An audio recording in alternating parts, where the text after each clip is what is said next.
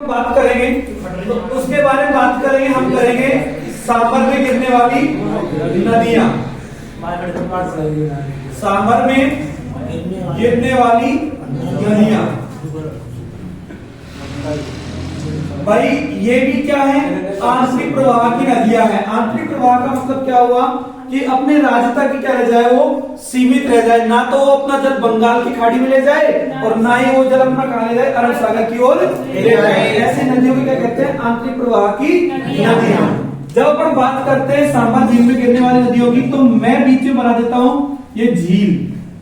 क्या है भाई, ये झील। और कौन सी, सांभर झील। ये सांभर झील है और यहां कुछ पहाड़ियां हैं। यहां पर क्या है, पहाड़ियां है भाई। ये सभी वीडियो बना वाला का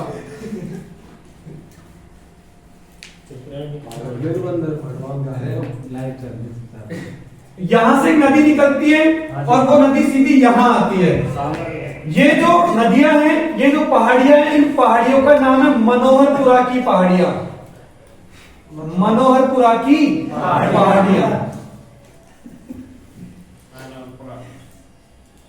ये मनोहरपुरा पड़ता कहां है भाई, जयपुर में। कहां है, जयपुर में। इसके बाद शाहपुरा भी तो पड़ता है। मनोहरपुरा पड़ता कहां है, जयपुर में। और इस नदी का जो नाम है भाई, वो नाम है मेंथा नदी। क्या नाम है, मेंथा नदी। इस मेंथा नदी के बारे में सुनेंगे।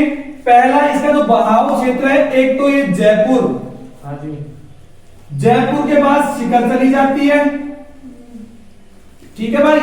और शिखर से वापस कहां जाती है, नागौर में आ जाती है। और नागौर से कहां गिर जाती है, सांभर झील में गिर जाती है। कौन सी नदी, मेंथा नदी। इनके बारे में इतना ही जानना है, थोड़ा जानना है, वो जानना है तुमको नागौर में आकर के। नागौर में जब ये नदी आती है, इसके नजदीक एक नगर है और वो सिटी है नावा सिटी। कौन सी भाई, नावा। और इस नावा सिटी से बात याद रखना कि यहां पर राजस्थान की एकमात्र क्या है, नमक मंडी। राजस्थान की एकमात्र नमक मंडी है भाई यहां पर।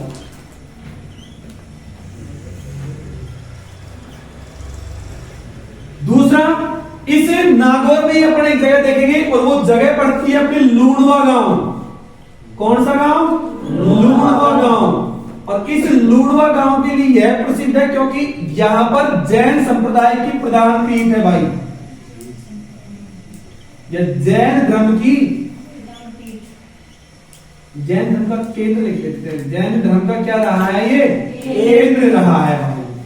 बस इतनी सी बात तो किससे याद रखनी है, मेंथा से याद रखनी है।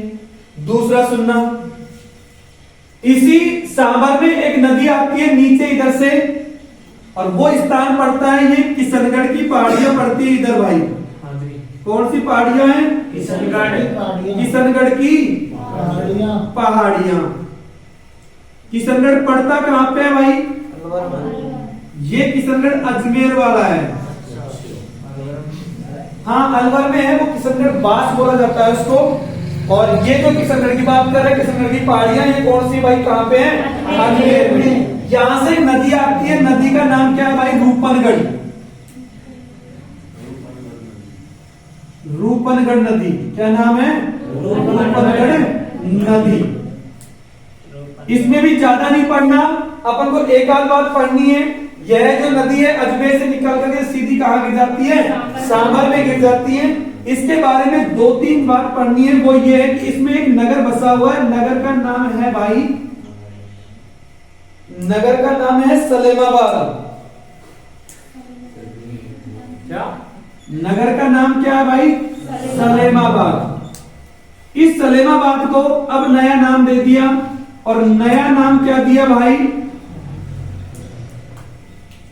सांभर, सॉरी निम्बार्क नगर। क्या नाम दिया, निम्बार्क नगर। और इस निम्बार्क नगर से एक बात याद रखना कि इस निम्बार्क नगर में क्या है, निम्बार्क एक संप्रदाय है। निम्बार्क संप्रदाय की क्या है यहाँ पर प्रधान पीठ है भाई।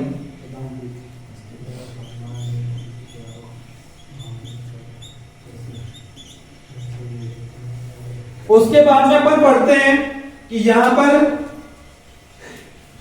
आगे जब अपन पढ़ेंगे तो यहां एक नदी और आएगी, इधर से जयपुर से निकलेगी, जयपुर की पहाड़ियों से, और उस नदी का नाम है, मात्र आप इतना याद रखना, नदी का नाम क्या है?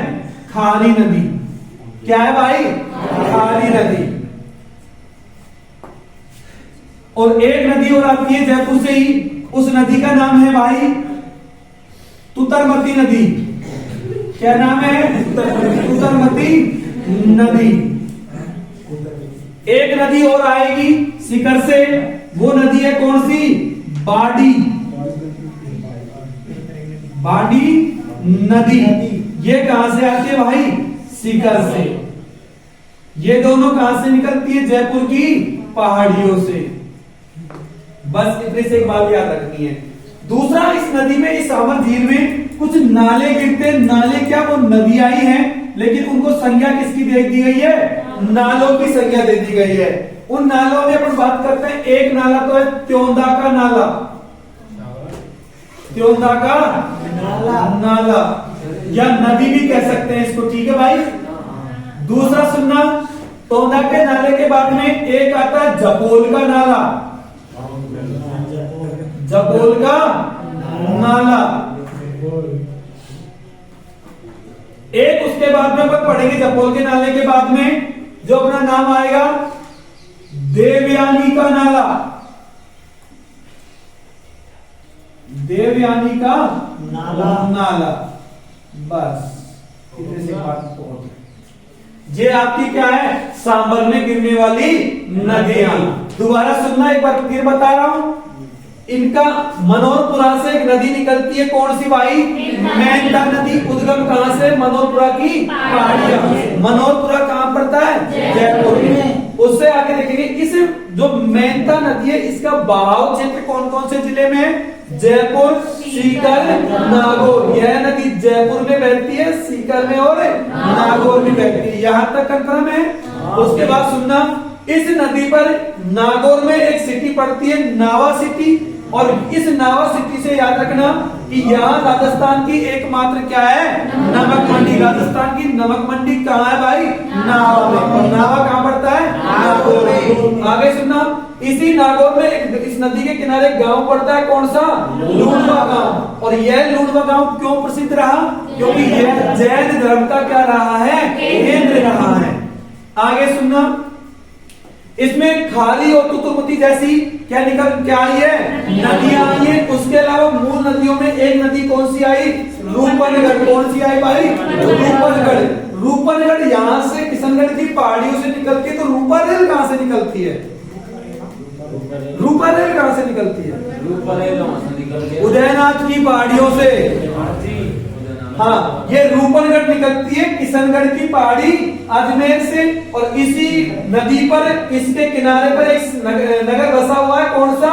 सलेमाबाद। इस सलेमाबाद का अब नाम बदलकर क्या कर दिया गया भाई?